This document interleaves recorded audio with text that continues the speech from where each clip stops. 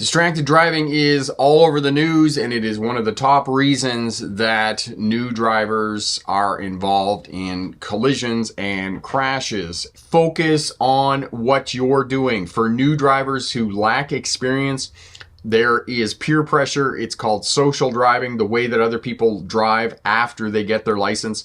And peer pressure is real. Very, very real when you're driving.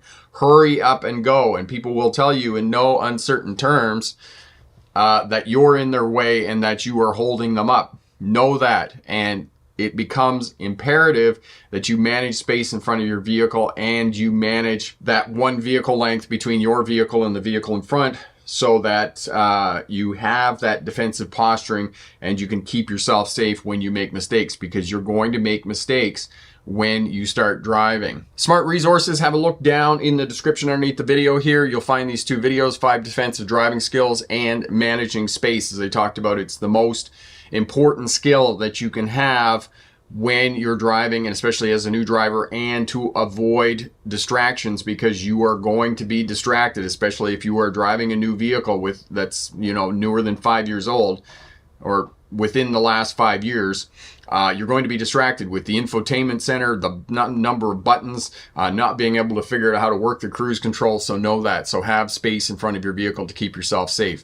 Cell phones, any use of your cell phone while driving, navigation apps, fiddling with the phone, checking your Facebook feed or your Instagram feed. Don't do any of that while you're driving. And one of the things that I would suggest to you to reduce distractions with your cell phone is, if you can't leave it alone, if you just can't leave it alone while you're driving, then put it in the back of the vehicle somewhere where you don't have access to it, and put it on do not disturb mode as well. Get a holder for it. If you are using your navigation on your phone, the best thing I ever did was get a holder for my phone. So it just goes in the holder and it stays there, and I don't touch it after I set it. And if you are using the navigation on your phone, set it before you take off and do not touch it. And if you get lost or you need to do something or adjust something on your phone or check something, pull over to the side of the road in a safe place and check your phone. Okay? Do not do it while you're driving. Resist the temptation. Telematics. This is the infotainment center, the center of the car. It is distracting, and I've been thinking about this the last few days, that there is just way too much information that we have in our society, and especially in cars, with the radio and the navigation system and the stereo system and vehicle systems and accessories. Why on any planet do we need to know that it's 500 kilometers until the tank runs out of fuel, or 300 miles until the tank runs out of fuel? I don't care. Look down at the fuel gauge and plan accordingly. Okay, that is just distractions in your vehicle. Okay, the different types of distractions, I talked about these in the introduction. Visual distractions, which can be anything from billboards, strange events in the driving environment, nice cars, pretty people in the walking along the sidewalk, women on skateboards riding along the sidewalk. Any one of these things can distract you. And as I said, I have a video of dash cam footage of something that happened to me in Victoria. Manual distractions, eating, drinking, using the GPS, adjusting the radio, tuning your podcast, shaving, putting on makeup. All those things could potentially distract you while you're driving.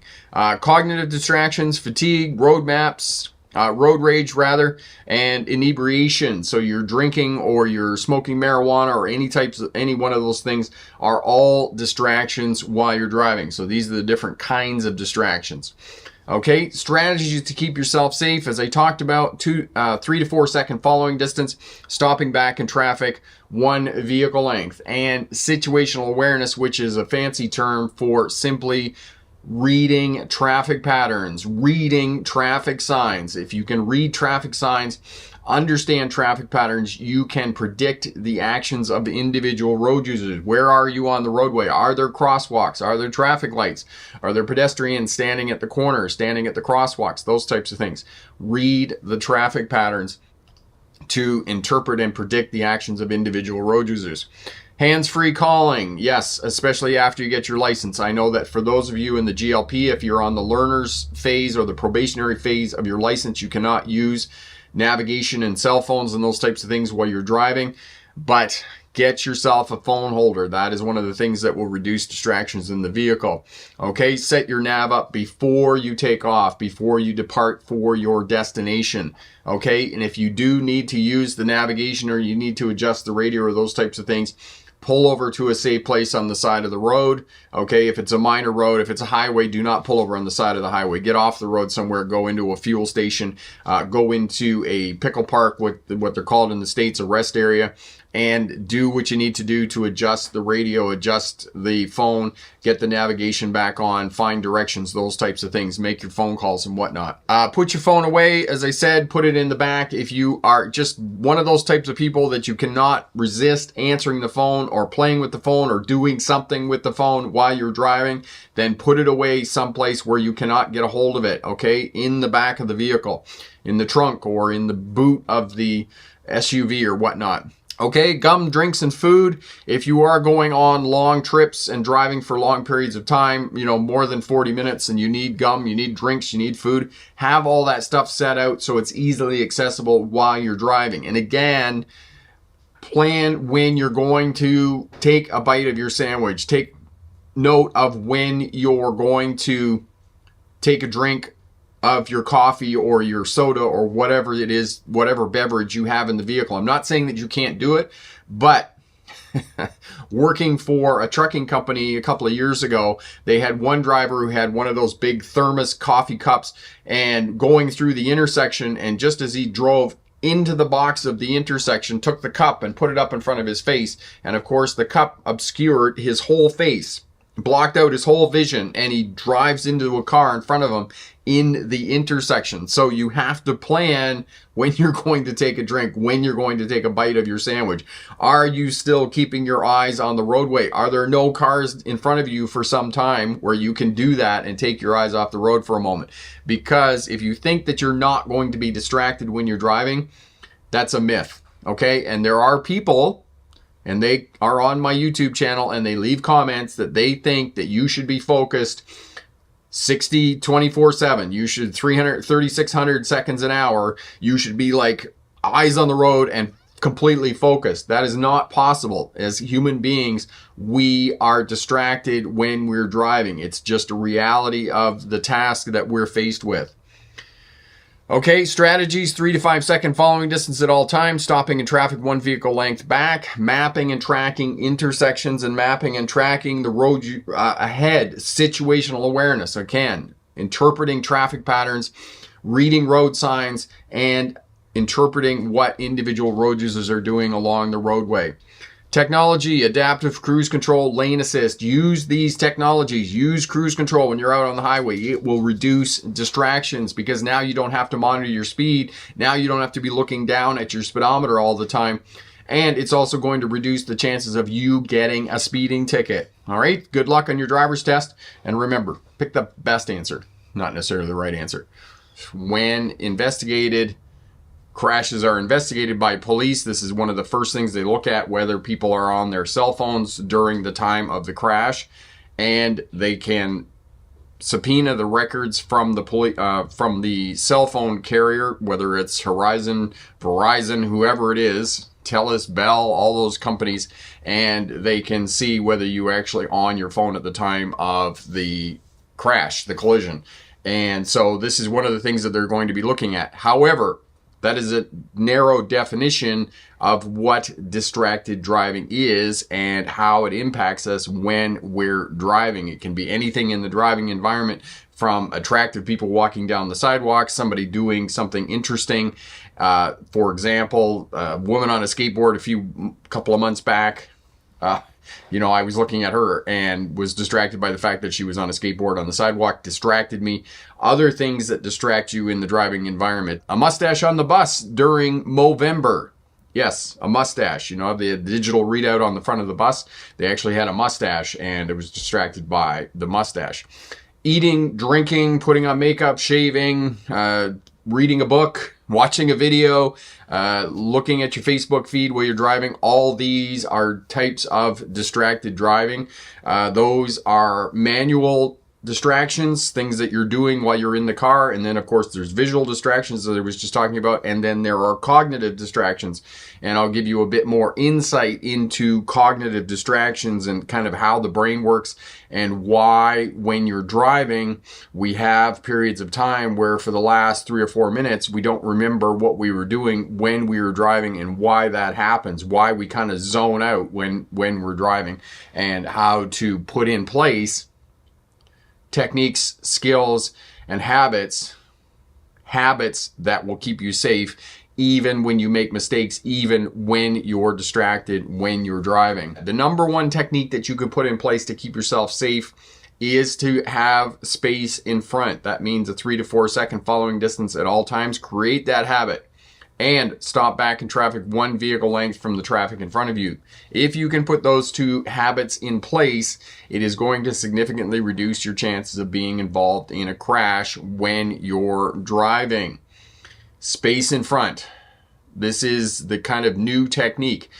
Some defensive driving models will say to you, you have to have space all the way around your vehicle. It's nigh impossible in some places. Twin City, Minnesota there, for example, if you're in Chicago, New York City, it's nigh impossible to have space all the way around your vehicle on 4 sides. However, you can always control space in front of your vehicle. You can always have that 3 to 4 second following distance. And of course, there are going to be drivers who are going to say, well, if I do that, somebody's going to cut in. Yes, people are going to cut in, but if they're going to cut in, they're going faster than you, and they're not going to be there very long anyway. So it's going to happen every now and again, but you need to maintain that 3 to 4 second following distance to have room to maneuver, because space buys you time, time buys you options, options prevent crashes, because the definition of defensive driving is putting in place skills, techniques, and habits that are going to keep you safe when other people make mistakes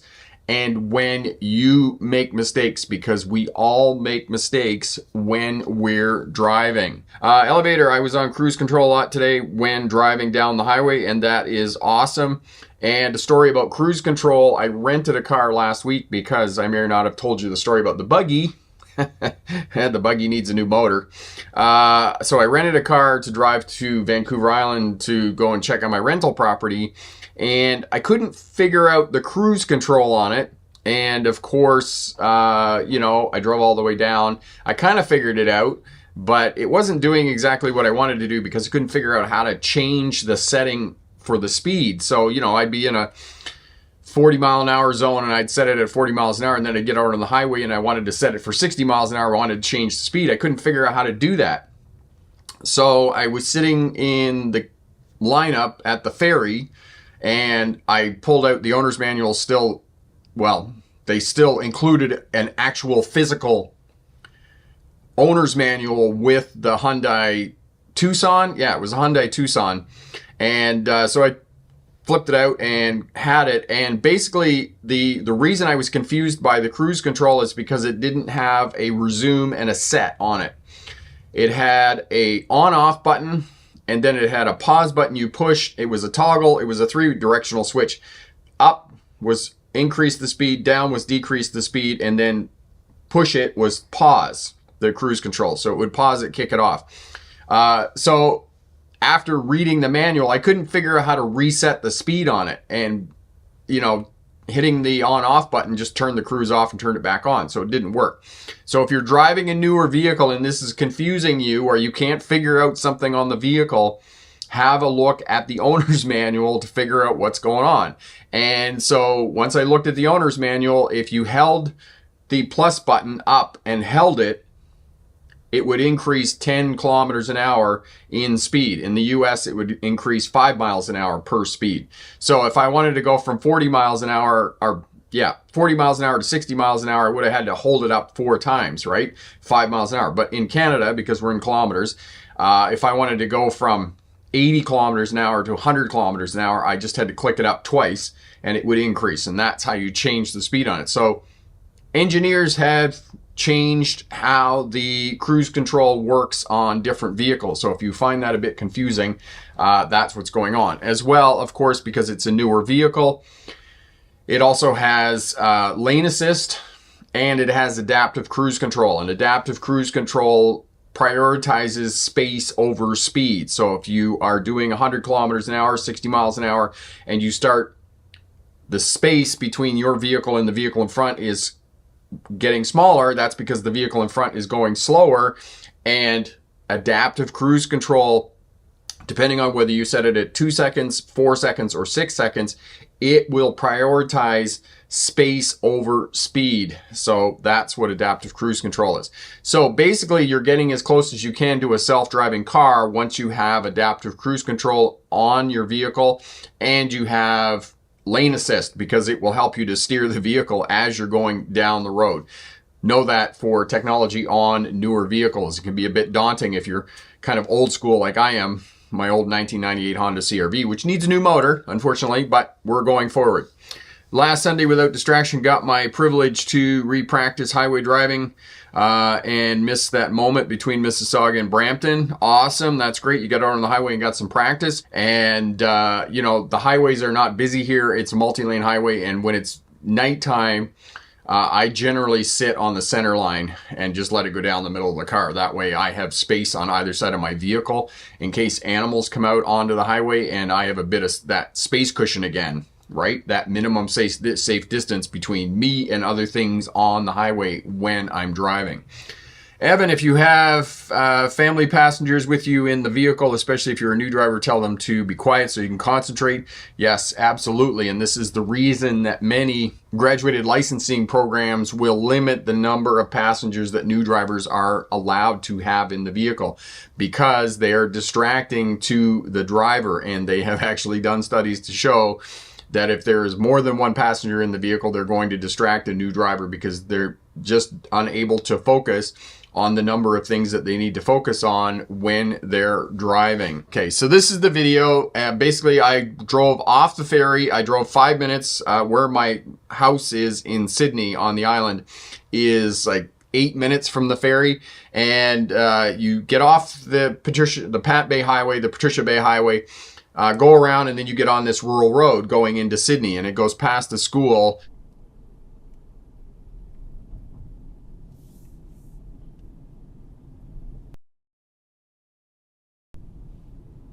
Whoa.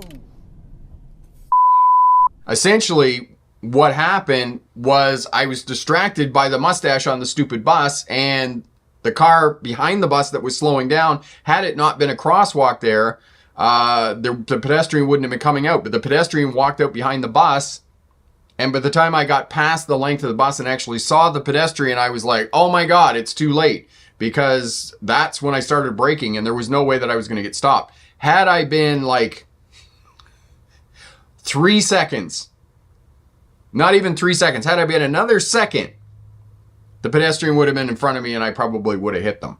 So this is distractions. These are some of the crazy things that happen when you're driving. And actually, I was seriously thinking of sending this to the bus company and saying, hey, this is not a good place to have your bus stop right at the crosswalk, because the bus hid the pedestrian crossing at the crosswalk. And you can see there in the video that the crosswalk is on either side. It's a bus length on either side of the crosswalk. And so I was like going to send this to the BC Transit and say, this is not a good place for your bus stops. Maybe 3 bus lengths away from the crosswalk as opposed to right there. Carrie, the bus seems to be hiding the pedestrian crossing. Absolutely. And the other piece about it, it was the way that the traffic pattern was set up is I come around the corner and the bus is pulling away from the bus stop. The car is behind on the other side of the crosswalk. We have a culture here in British Columbia where cars stop for pedestrians at crosswalks without any flashing lights or those types of things. If there's a crosswalk, we just stop, right? So that's part of the driving culture in British Columbia.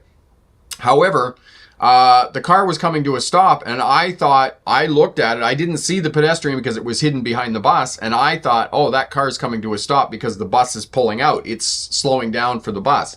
And it wasn't. It was slowing down for the pedestrian at the crosswalk. So this is another type of distraction that you potentially could have when you're driving. A stupid mustache during Movember on the bus is something unexpected when you're driving. You have a lot of experience driving in different countries. Overall, what it is like driving through the Canadian countryside, can the beautiful scenery be distracting? Angelo, yes, absolutely the scenery can be distracting. Marion, but also they weren't stupid to put a bus stop right at the crosswalk despite the mustache on the bus. I nearly hit the pedestrian because the bus hit him. Yes, absolutely. So I'm not going to complain to the bus company about the mustache on the bus, but hiding pedestrians at the crosswalk when you have the stop right there. And going back to Angelo's comment about the beautiful countryside, yes, there are places here in the Rocky Mountains, especially when you drive east from where I live to Calgary. It is what you see in the postcards of these just huge mountains, these rocky, jagged mountains, and they can be incredibly distracted. And I'll tell you, when I was driving truck in the 1990s, I was in Georgia, and I'm on the interstate and on cruise control, and you look out at the peach fields, because Georgia is nicknamed the peach state for a reason. They grow peaches in Georgia.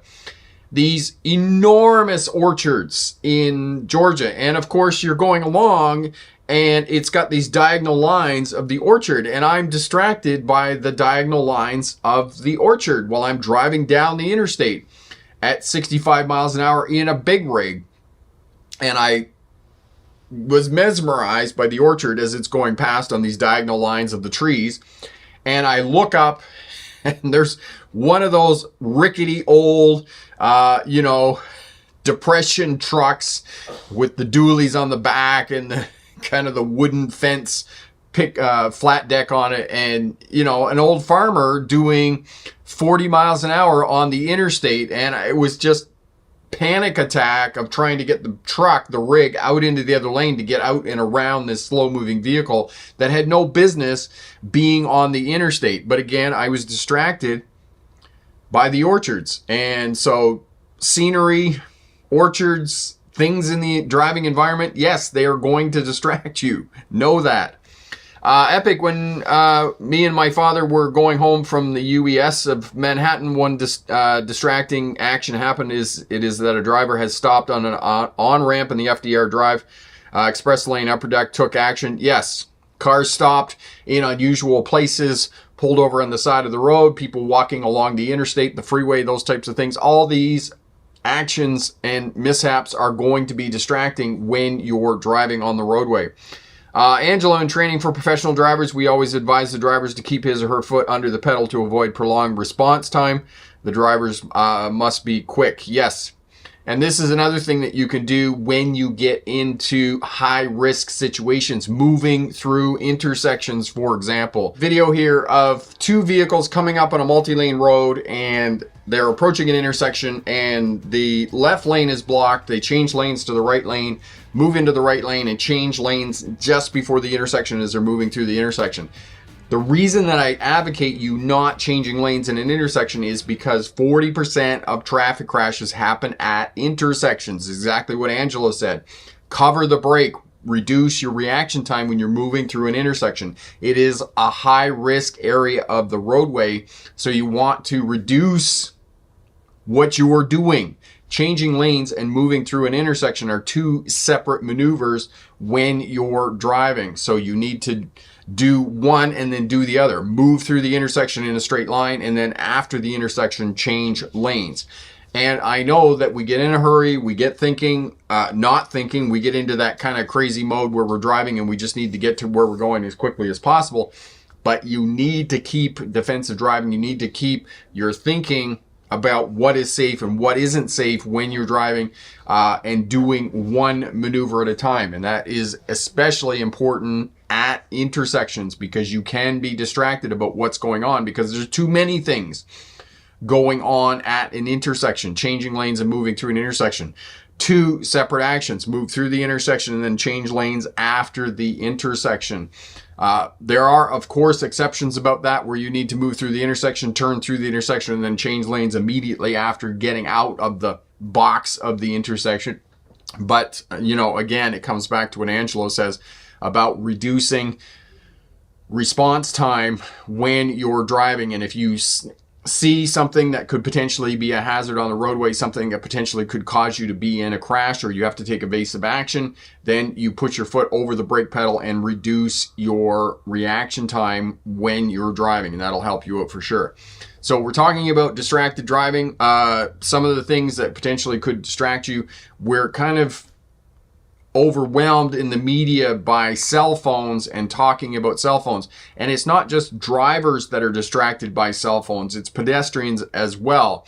And you saw in that video with the pedestrian being hidden behind the transit bus, that pedestrian was not looking. That pedestrian was not actively looking and making sure that traffic was coming to a stop as they were moving through the crosswalk. So as pedestrians, you need to be vigilant about scanning, observing, and not proceeding through the crosswalk or through the intersection until you are absolutely certain that traffic is stopped. If you look at graphs, there is a correlation, and when we say correlation, it's not hard fact and it's not proven in studies and statistics yet, but there is a correlation between widespread cell phone use and the number of pedestrian deaths. And if you look at any of the traffic safety literature in the last few years, pedestrian fatalities in the United States of America is at the highest it has been since the 1970s and 1980s. It is just off the charts, and traffic safety authorities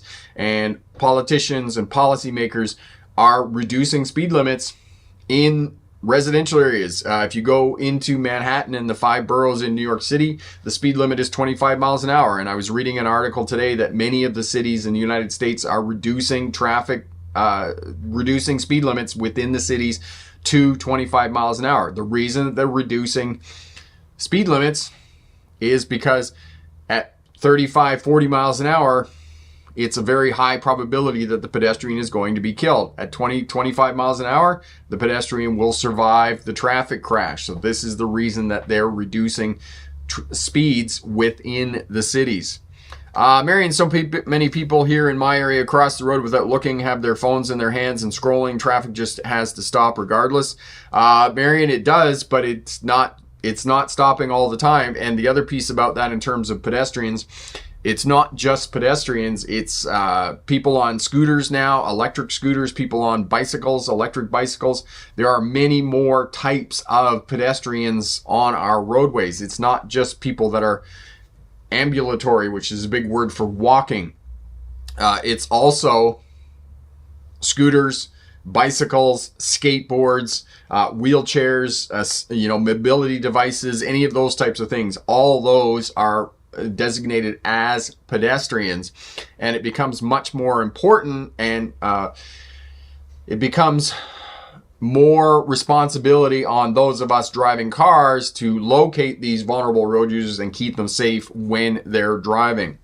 Angela, unfortunately in Brazil, pedestrians do not respect the safety lanes. Here, drivers have to be very careful when driving because they practically jump in front of people, especially buses. And Angela, it's not just there in Brazil, it's all large cities, Vancouver, Toronto, Los Angeles. People are walking out in front of cars. And the other piece about it that's interesting in terms of the United States of America is they were talking about this article that I was reading today about reducing speed limits in the city of Chicago, is that most of the pedestrians who are fatalities are black. So now you can start to designate traffic crashes and particularly vulnerable road users along racial lines, which brings a whole new element into it because, only 1/3 of blacks in Chicago drive, but 2/3 of the traffic fatalities are black pedestrians. So they're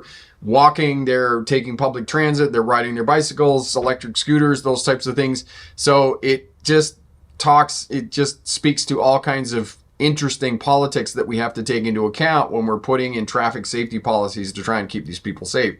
Mallory, my friend, tuning in from the Maritimes. And how are you, my friend? Awesome. Epic, some of the streets in New York City might have speeds reduced to 20 miles an hour because some of the areas, despite having 25 miles an hour, still suffer from pedestrian fatalities, need to cover the brake. Yes. And this is the interesting thing is some of the other traffic safety information I was reading was that people are more likely to speed in areas with low speed limits. So the lower you put the speed limit, people tend to drive faster. So one of the things that they were talking about is in one of the cities they were doing studies, I think it was Boston, they reduced the speed limits to 25 miles an hour, but people were still driving 30 miles an hour because there wasn't additional enforcement on those speed limits, and people knew that, and they were still driving 20, 30 miles an hour. However, because the speed limits have been reduced, people are driving at a less traffic flow, and so instead of driving 40 miles an hour, they're now driving 30 miles an hour as the traffic flow. The chances of pedestrians surviving a traffic crash is much higher. Marion, could you please tell me how to drive at night in pouring rain when the curb seems to blend in with the color of the roads? Okay, excellent. Thank you for reminding me on that, Marion. Mallory, been out of the hospital for just over a week now. I'm back home now, and that is absolutely great news, Mallory. That is good to hear that you're back home. Angelo, sometimes drivers have to work miracles to avoid being run over. Yes, they do. Yes, they do. And yes, and this is why what Marion was saying about having eyes in the back of your head, it's about scanning and staying aware and staying vigilant when you're driving, moving your head. This is going to reduce your chances of staring at something. So going back to Marion's question about driving at night in the rain, I think another smart driver asked me this question as well about how to drive at night in the rain. Okay, it is difficult. It is one of the most difficult traffic situations in which to drive. Make no mistake about it, because especially if you are in the city and there is a lot of ambient light that is reflecting off the water on the roadway. So you have to find your landmarks when you're driving. First and foremost, other traffic is your first landmark, because we hope, for the most part, other traffic is going to drive on the roadway. So follow other traffic. But as well, keep in sight your other landmarks. So looking for utility poles along the roadway, looking for reflector markings, looking for road markings. All these things are going to help you to figure out where the roadway is going and how to navigate and stay on the roadway. Okay, so you need to look for your landmarks, utility poles, traffic signs, lane markings, those types of things. All this is going to help you drive at night. Keep the glass clean on your vehicle. So before you head out, if you know that you're going to be driving at night, get some Windex, some water and vinegar, half and half solution, get some paper towel, clean the glass on the inside of your vehicle, clean the windows on the side, clean your mirrors, those types of things. Make sure that you have good windshield wipers on your vehicle so that you can keep the glass clean. Driving at night, if you have dirt or smudge or any marks on the glass, the light from other vehicles, the ambient light from street lights and buildings and those types of things is all going to refract off that dirt on the glass. So if you keep that glass clean, that is going to reduce some of the distractions while you're driving in the rain.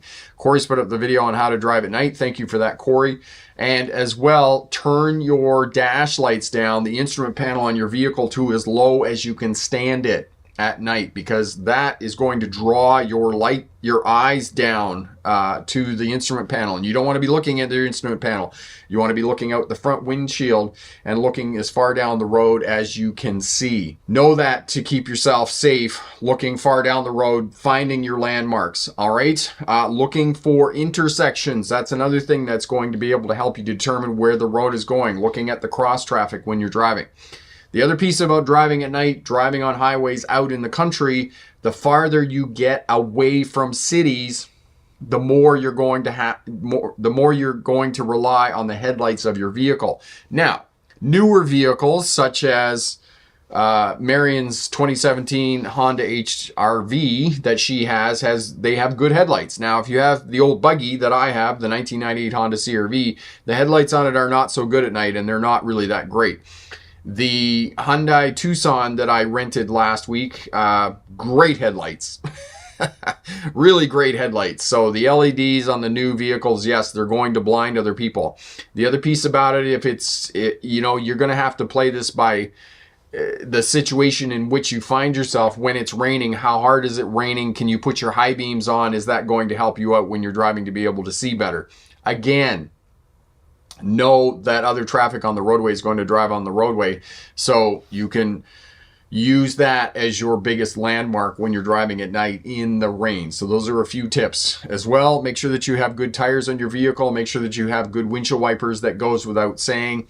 If it's raining that hard, or you're coming up on the highway and you're coming up on a semi truck, there's going to be enormous amounts of spray coming off that semi truck. So turn your windshield wipers on super high, the highest setting, so that you can keep the glass clean. You can see going down the roadway. Again, try and be looking down the roadway as far as you can, and be actively looking for landmarks that are going to let you know whether the road curves to the right or curves to the left, those types of things, and all of that is going to help you out. Mallory, before or after you get your license, you should have a driver's commentary to follow when you are driving. Yes, and a commentary is an excellent way of keeping yourself safe and learning how to drive when you're driving. As well, your mentors and your instructors will not have to second guess what you're looking at, what you're thinking while you're driving, and trying to keep yourself safe. David, accident driving, no phone? Yes, indeed. But there are ways, that you can use your phone. If you're using your phone for navigation, have a holder in the vehicle. Plug it in before you take off. Set up the destination before you go. And the other piece about it is, if you are using navigation on your phone, set up the audio. Okay, it's going to be way easier if you can hear the instructions of the navigation when you're driving, as opposed to looking at the screen and trying to figure stuff out when you're driving. Corey's put up the video on running commentaries. That video, definitely have a look at that, and that's gonna help you out to learn how to drive and to help your mentors out and those types of things. And yes, in terms of taking your driver's license, you can have a running commentary. Actually, driving instructors and driving examiners really like you having a running commentary when you're driving. We don't have to second guess what you're thinking or what you're looking at or what you're attempting to do when you're driving. And it takes a bit of practice to get your running commentary, talking to yourself while you're driving, but it is an excellent tool to learn how to drive. I think I prefer the GPS Garmin with regards to finding my way on the road. Awesome. Yeah, and everybody has their own preference about what they want to find in those types of things. And somebody last week asked me about a truck driver GPS, because there are specific navigation tools for truck drivers that will identify low bridges and overpasses, and they will not direct you down those routes. Okay, again, it's another thing about looking out the window, right? One of my favorite movies, Serenity, right? If you want to find somebody, advice from an old tracker, use your eyes, right? You got to look at the signs and go down the roadway and look and make sure that, it's not a no truck route for those of you driving commercial vehicles.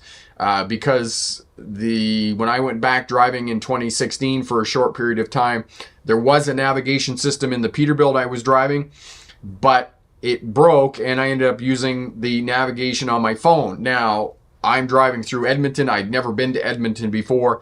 It's routing me down these roads and these whatnot, but many of the roads were no truck routes, so I couldn't go on them, right?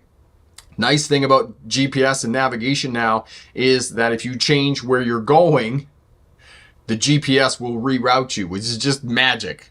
Absolutely magic, right? So there you go. Detailer, laser headlights are the problem. It's the bi-Exxon, which aren't adjusted correctly when the self-leveling system isn't working correctly. Okay, so some of the new technology is not doing what it needs to do.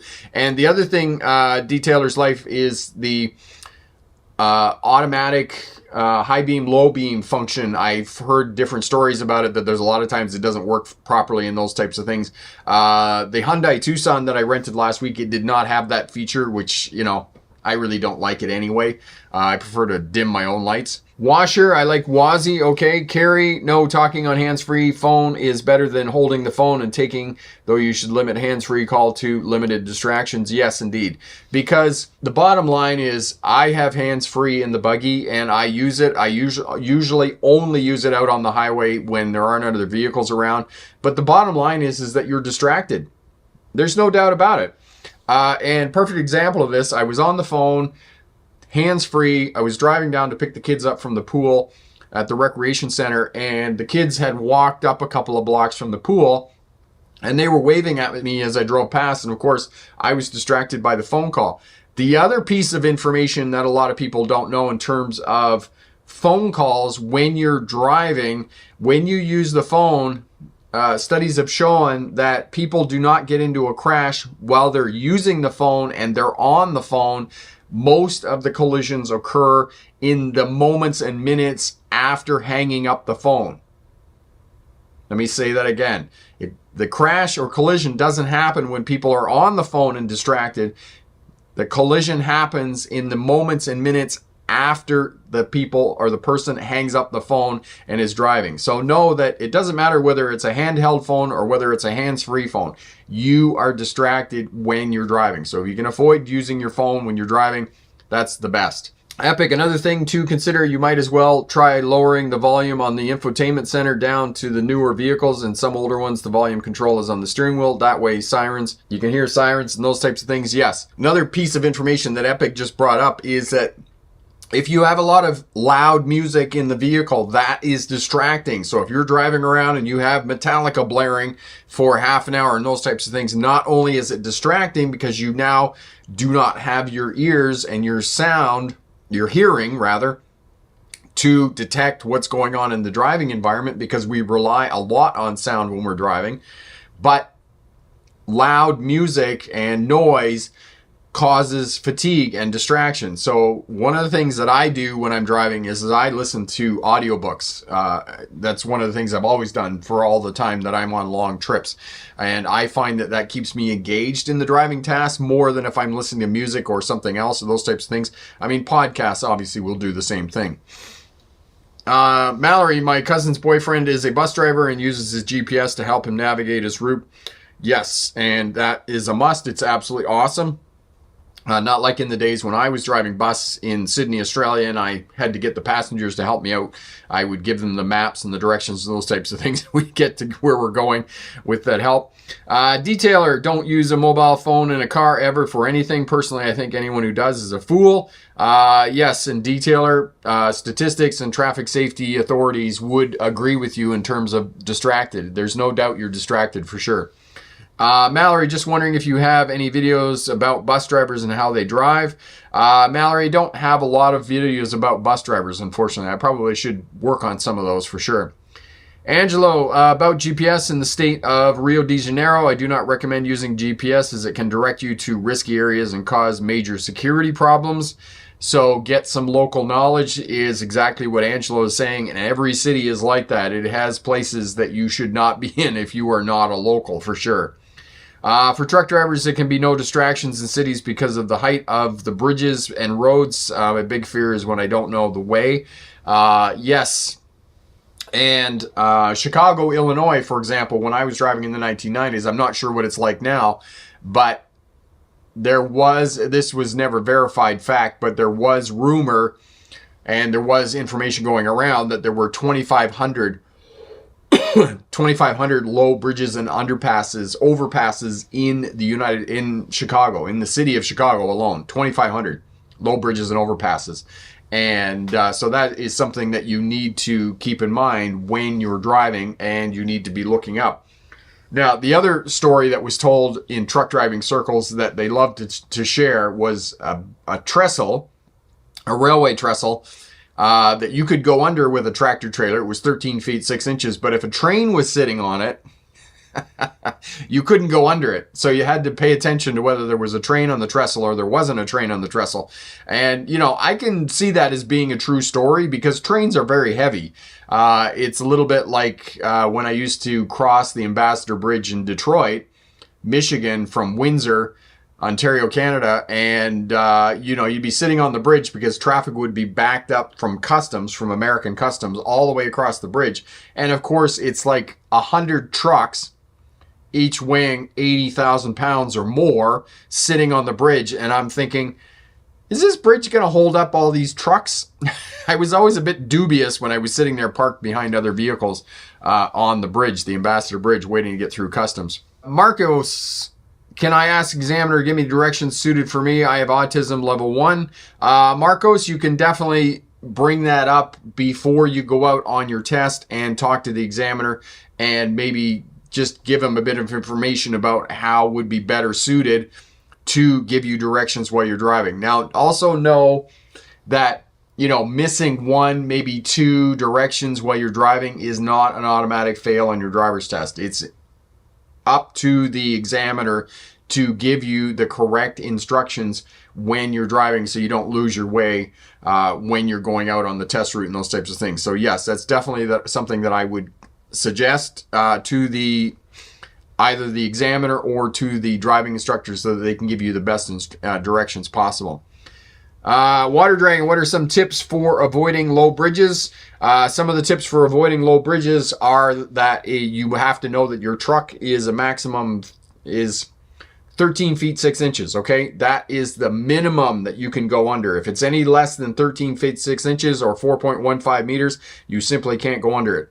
And just to make life interesting, if you're in the state of New York, they measure from the center of the hub to the top of the vehicle, which is 12 feet 6 inches. So there are many bridges and underpasses that you can go under in New York State that are 12 feet 6 inches. Now, if the sign says, yes, we can go under it, but you're not sure, stop.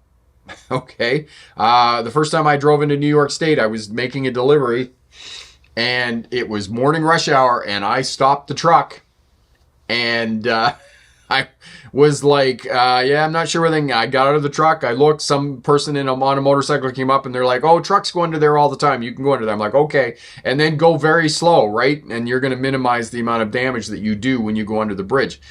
Same thing when I started doing truck driver training in Kamloops and went into the industrial area of town and there was a bridge there that we got up to and I was like, oh, trucks don't go over that bridge. Of course, there's no signs telling you that there's no trucks. You just got to figure this out and it's some sort of local knowledge, right? And anyway, put the four ways on and we backed up really slowly until we got to a side road and went off somewhere else. But if you're not sure, don't go. Okay, until you are absolutely sure that you can go under that bridges or overpasses. But essentially, you need to know 13 feet 6 inches, 4.15 meters. If it doesn't say that, you can't go under it, okay? Unless you get up and go really slow or somebody spotting you or those types of things.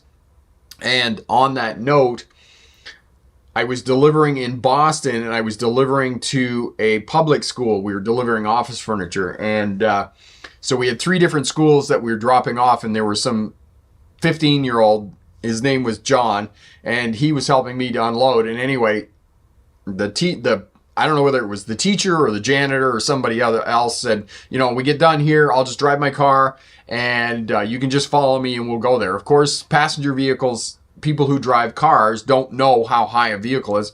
So John and I are unloading the truck and I'm like 13 feet 6 inches, 13 feet 6 inches. I said, if the bridge isn't 13 feet 6 inches, we can't go under it. We had this little song going, right? So everything went well. We went to the 3 schools. Nothing happened. There were no bridges, no low overpasses, those types of things. And we're unloading at the last school and we're at the back of the truck and, waiting for a moment or something. There was a pause in the work and unloading. And this truck went by and the entire front end of the trailer had been bashed in because they hit a bridge or whatnot. And John looks at me and he goes, well, I guess they didn't know their truck was 13 feet 6 inches. And of course, it just cracked me up because that's what I was teaching them because I was paranoid of hitting a low bridge or overpass when I was driving truck. Angelo, another very good live stream. Congratulations on your work. I would like to ask for a live about the logbooks if possible or a video. I've already seen one of your channels, but another one would be great.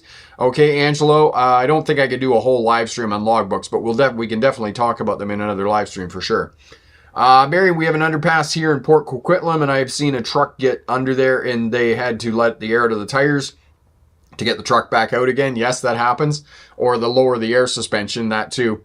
Mallory, my cousin's boyfriend is a school bus driver, and yes, they do some great work. Washer, for some reason, I feel like it's very easy to get into an accident. One small mistake, and boom. If you're at fault, there goes your hard-earned money and more. No, you just got to put in some defensive driving strategies. Corey will put up the video for you on 5 tips to keep yourself straight. 5 tips to keep yourself safe.